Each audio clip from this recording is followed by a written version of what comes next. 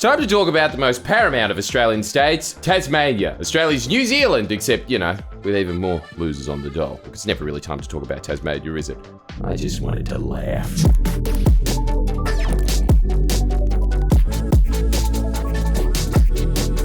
They really are just a big state that doesn't have much going for them. I mean, they're a primary exporter of opium. They basically have the same economy as Afghanistan. But you want an actual history of when Tasmania wasn't so pathetic? No. Well, you're getting one! Get ready for an overdose of context! They have a few natural gifts like rain and hills. Yours Have Eyes really was inspired by Tasmania, wasn't it? I swear to God, I've seen Goggle waiting in the line at Centrelink down there. Anyway, because the terrain down there is so in hospitable demand that it is still questionable as to whether the Tasmanian tiger survived and is trawling through there. I believe. They got a lot of rivers, which gives them power. Cheap power. Hydroelectric power. Their first commercially viable dam was built in 1916 to power the carbide and zinc works nearby, and paper mills and cement works took notice and thought, that is cheap. And a Cadbury factory was set up, which finally, some real Tasmanian food tourism. In the decades after the Wattamana hydroelectric plant was opened up, the Tasmanian government adopted this policy where hydro projects were linked with specific industrial projects in Tasmania, and I'm sorry, but this is skits as. The Tasmanian government was doing Labor's Future Made in Australia policy in the past. Entire manufacturing bases run on renewables. It attracted the greatest minds in the world. The best engineers on earth came to develop and marvel at this wonder grid. In fact, get this, most households in Tasmania were connected to the grid by the late 1930s. This is when a good chunk of the rest of Australia didn't even have electricity. We were the charity case. Us on the mainland. And why? Because Tasmania voted for Labor 10 times. Now, I know that I'm going to get the usual, Labor shill, but I'm sorry. There is a distinct correlation, just like there is between anyone who says Fredley Geordies is a Labor shill and there being a chronically online gooner that adopts a vague notion of socialism as their identity because if I leave the house, the system wins. And that guy's one of the National Socialists. I'm telling you, for a bunch of different groups that all use the word social to identify themselves, they're not very social, are they? What I'm saying is, there is a direct correlation between this being the golden age and the fact that Labor was allowed to cook for decades on end. Proto-Libs did one, to their credit. The Bell Bay aluminium smelter on the shore of the Tamar River was set up. No one informed me. Granted, I wasn't born, but when will leaders start thinking about future generations, eh? It was built at that exact location because it had access to cheap hydroelectricity. The smelter still runs today, churning out about 180,000 tons of aluminium a year. It's one of the few places on Earth that can even purport to produce green aluminium. So again, this is back to the future, made in Australia. Tasmania was ahead of the curve of the green energy transition as they didn't even transition. That was just their energy. Anyway, by the 1970s, the global economy was changing, and as we saw across the world, unemployment started getting hectic, and the plan was to build a mega dam, one that would really cement us in this ancient rivalry between beaver and man as the superior dominant species of dam technology. They were going to dam the Huon and Serpentine rivers. This meant flooding Lake Pedder. It was once a glacial lake of about 10 square kilometres, but there was one thing that they didn't account for in all their grand plans.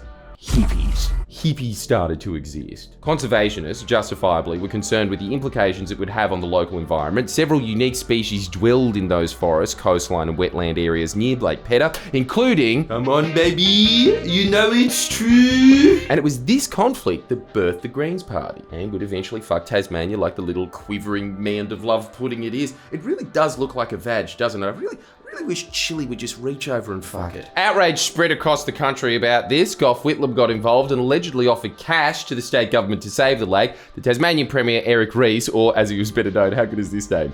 Electric Eric. He said to Gough's buddy, in case it wasn't obvious, means no. He got on with it anyway. Bob Brown, founder of what would become the Greens, gets pissed off, ramps up the rage. The opposition to the Franklin Dam grew so loud that 10,000 people marched on the streets of Hobart to protest it. 10,000! Not a Taylor Swift concert, but a 5 Seconds of Summer concert, still a good amount. And, oh, what's this? You don't get all these references, Tasmania. Well, you would if you let them build a fucking stadium. Nah, I know it's a sore spot for you two-headed c***s. Then again, not sure if you're evolved enough to have emotions. Anyway, a Labor government headed by Doug Lowe attempted to compromise with the anti-dam protesters by proposing a dam built further upstream, near the confluence of the Olga and Gordon rivers to spare the ecosystem of the Franklin River. And in retrospect, I do want to put this on the record. Stopping the Franklin River Dam, I think, was important. It was sort of symbolic of human beings becoming environmentally conscious. But I really should have gone with that compromise. That compromise being slapped down was foreboding. It really was a fork in the river in more ways than one. For you see, The main reason Labor wanted to develop that dam is they thought it would free up more of the poverty areas of Tasmania from the boom and bust cycles of the local mining industry by attracting a manufacturing base big enough to support them with good, dependable jobs.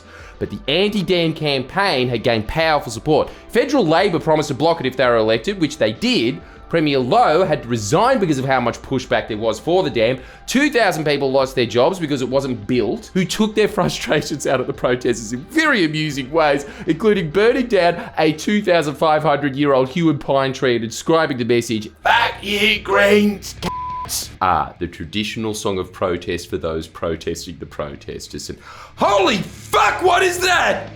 But with the Franklin Dam, come on, how many other people, when I started saying Franklin or not, it clicked in their head? Oh, so that's where it's from.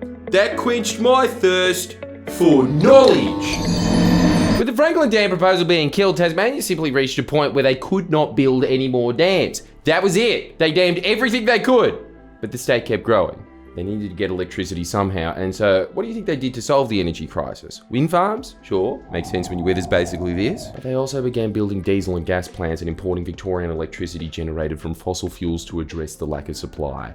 That was one environmental knock-on effect. There's more because the dam also had political knock-on effects, which is phenomenal. I'll tell you, all of Tasmanian politics seems to revolve around water. It's like the planet Arrakis. The furor about the dam broke the constituency of voters that Labor relied on to consistently win elections. Workers moved to the Libs, university types started moving to the Greens, and as a result, you started getting more and more Liberal governments in, who did what Liberal governments do best, which is maim the public service and decimate any long-term economic planning for the immediate benefit of special interests. And as a result, the manufacturing jobs that were supposed to be employing all of these people were instead replaced with logging and salmon farming. Essentially what the Greens have been putting on their flyers ever since. I'm telling you, being a whiny is the best political business model there is.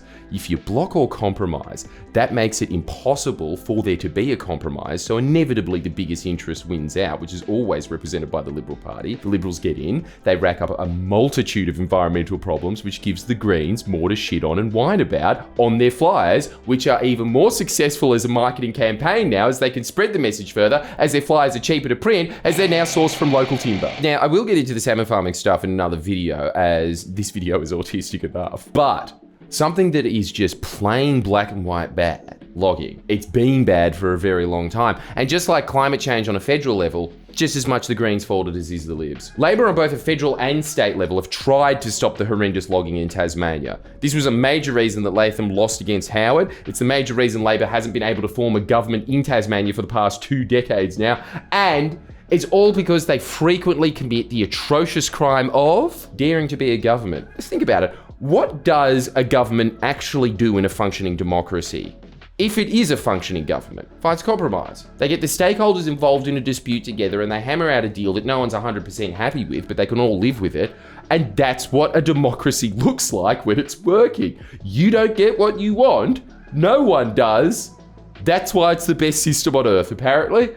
Anyway, Tasmania Labor got the unions, the forestry industry, and the major environmental groups together and hammered out a compromise to end the forest wars. Now, there is a reason that they're called the forest wars. These groups hate each other. It's like hammering out an agreement between Israel and Palestine and chucking in some Kurds for good measure. This was difficult, hard fought, and every single party involved showed humility in order to get to an agreement. It included adding an extra 500,000 hectares of Tasmanian forest to be protected, which raised total lands protected to around half, a transition in other areas to plantation timber, and a commitment to foster new industries to absorb the job losses. Just like with Kevin Rudd's price on carbon, phenomenal that anything was agreed to in the first place, let alone something that sound, that I can guarantee that if it stayed in, Tasmania's environment, economy, and society would all be far better off than it is now. So what happened? Well, at this point, Labor was in minority government with the cringe Fortnite fellow kid Nick McKing from the Greens. Labor had to share government with a 60-year-old that is that developmentally stunted, and as such, the Greens did what they do best, threw a tantrum, using their classic line, you ready? We all know it by now. It's not good enough, yay! If you notice from our previous video on the emissions trading scheme debacle, this is the exact same playbook. The Greens are fully aware of this. This is a deliberate strategy of theirs. They know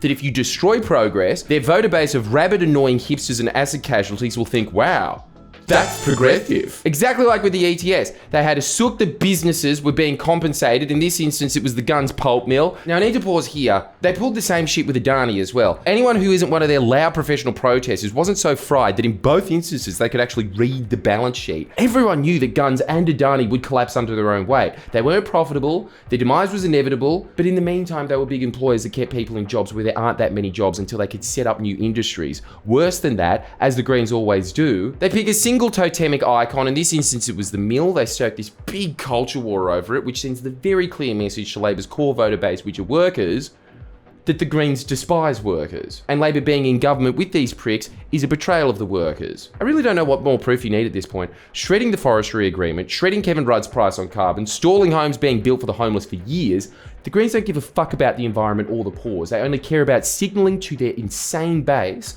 that they care about the environment and the poor.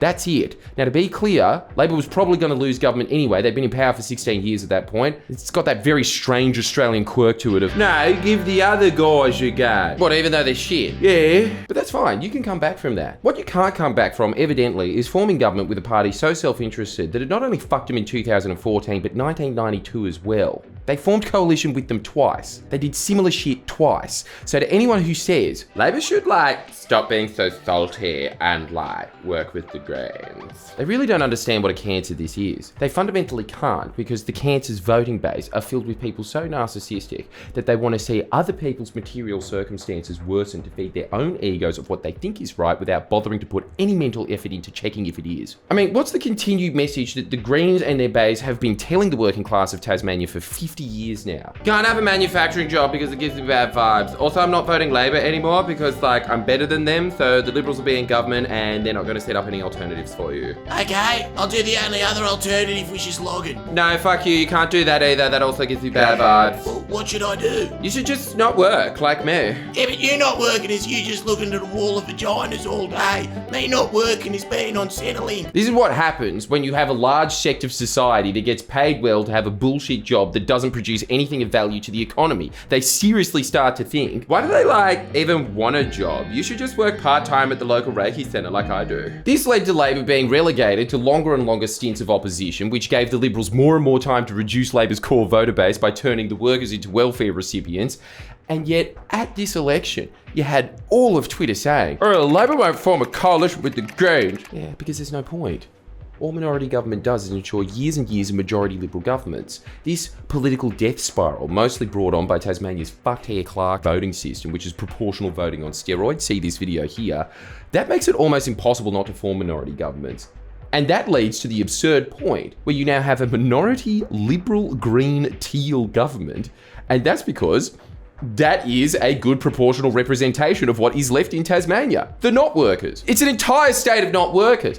It's palpable walking down the street. There's a few suburbs of retired Balmain mums who just love the fresh air. And then a few streets back from that, it's to look exactly like Damo walking around without any shoes on at -2 degrees. That's the whole state now. Damo and Denise. This in return has created a very similar dynamic to what's occurred in America, where you don't really have a workers' party. You have different factions representing different factions of capital, and this parliament is the final triumph of that victory over organised labour. Now what Tasmania stands as is the latest example of a pattern that is as old as the Roman Empire, which is, when democracy becomes completely devoid of any political input from workers, it just devolves into bread and games. The bread being Centrelink, the games being AFL. The rich not workers don't have any incentive to change shit. Evidently, they voted for this parliament. And the poor not workers don't have anything to aspire to. Except the footy.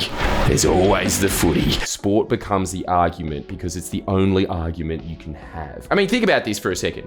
Entire elections are now being run on Tasmania applying to become AFL's 19th franchise, on the condition that they build the Macquarie Point multi-purpose stadium, which goddamn, you can tell that is a state of the charity bin. Their stadium sounds like it's being built by Aldi for a high school. Multi-purpose. First off, you couldn't highlight my example better. You are having an argument over a stadium. Tasmania, you've got bigger problems than that, I can assure you. Also, in true post-materialist style, You're not even having a vote on anything material. Even something as largely inconsequential as a stadium is probably not going to get built, as they're about to reach a deficit of $13 billion. This is basically the Aussie version of the Simpsons monorail episode. The AFL has the leverage of walking away from the deal anytime they like. Most independent experts are skeptical that the initial proposed budgets were realistic to begin with. There's a very good chance that they're voting on whether they like the idea of a stadium being built. This is how ineffective society has become. It's become an even messier political debate because Tasmanians, even those that don't want the stadium built, still want the AFL team. And personally, I blame Labor. Yeah, no, honestly, if anyone is going to get the blame for this, it should be Labor. It's exactly what happened on the mainland, but it happened sooner because they had the chance to do it sooner in Tasmania.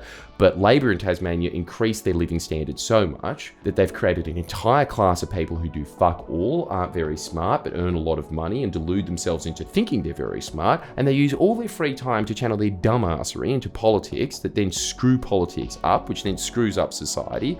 This was made especially easy with their voting system, which disproportionately empowers these c***s. I know we don't do this often, but someone once wrote this in, and I don't want to shout out their name just in case they don't want it shouted out, but I think they really summed up the state of affairs there. I've lived in Tasmania for 30 years. For as long as I can remember, we've been stuck in the purgatory of minority government, or the Liberals managing to land majority by a single seat for a few months before someone defects to the crossbench, and we're back to minority again. The big issues that my state faces have been issues the entire time I've lived here, because under a minority government, there's no reason to stick your neck out and do the work addressing them. Everyone just points fingers and blames the other side. I'm sick of these mainland shithead journalists talking about how great minority government is while enjoying the fruits of living under a stable Labor majority. They treat democracy like a Netflix drama that is there for their entertainment and to give them a warm, fuzzy feeling about how democracy was done right, while the politicians squabble endlessly and nothing gets done. Meanwhile, it's the poor and vulnerable in society who suffer from a healthcare system that is barely functional or social programs that fail to have their funding renewed. Not these rich toffs who get paid six figures to do a podcast and write an op-ed twice a week. If someone who earns six figures doing journalism tells you that minority government is a good thing, it's because they have a terminal lack of empathy for anyone who isn't one of their shithead rich friends. Couldn't have put it better myself. Personally, I would have preferred more Tasmanian tiger references in it, but I will say,